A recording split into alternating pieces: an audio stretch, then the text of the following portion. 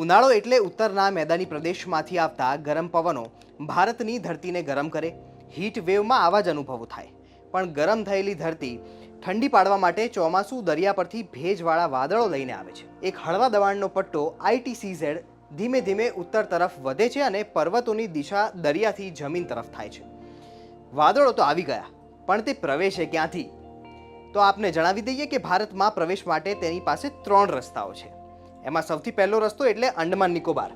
અહીંથી અંડમાન નિકોબાર બાજુ દ્વીપ સમૂહ થઈને પશ્ચિમ બંગાળના ભાગમાં પ્રવેશે છે. બીજો છે કેરળનો રસ્તો કે જે કેરળમાંથી પ્રવેશે છે.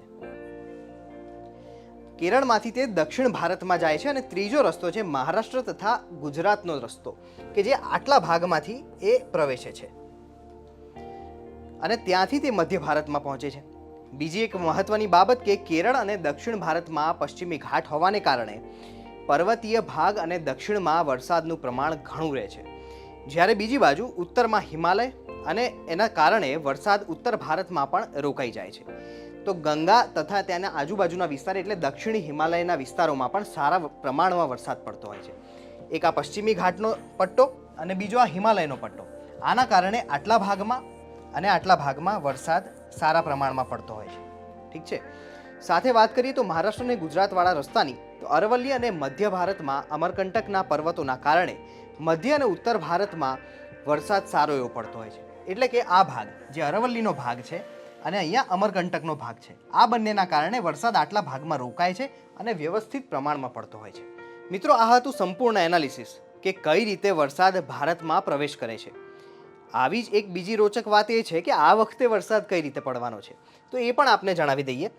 આ વખતના વરસાદની જો આપણે વાત કરીએ તો કેરળમાં 1 જૂન આસપાસ દર વખતે પડતો હોય છે, પણ આ વખતે એકાદ દિવસ વહેલો છે એવું હવામાન વિભાગ દ્વારા જણાવવામાં આવ્યું છે. બીજી એક મહત્વની વાત, ગુજરાત અને મહારાષ્ટ્રનો પટ્ટો. મહારાષ્ટ્રમાં લગભગ 10મી જૂન આસપાસ વરસાદ પ્રવેશ કરતો હોય છે, જ્યારે ગુજરાતની વાત કરીએ તો દક્ષિણ ગુજરાતમાં 15મી જૂન આસપાસ વરસાદ આવતો હોય છે, જે એક દિવસ વહેલો હોય એવો વર્તારો હવામાન વિભાગ દ્વારા જણાવવામાં આવ્યો છે. ત્યારબાદ ઉત્તર ગુજરાતની વાત કરીએ એટલે કે કચ્છના ભાગમાંથી એટલે 30મી જૂનથી તે મધ્ય ભારતમાં પ્રવેશ કરશે એવું હવામાન વિભાગ દ્વારા કહેવામાં આવ્યું છે. તો આ હતું આ વખતે કઈ રીતનો વરસાદ આવશે અને એનું અનુમાન હવામાન વિભાગ દ્વારા કઈ રીતે કરવામાં આવ્યું છે.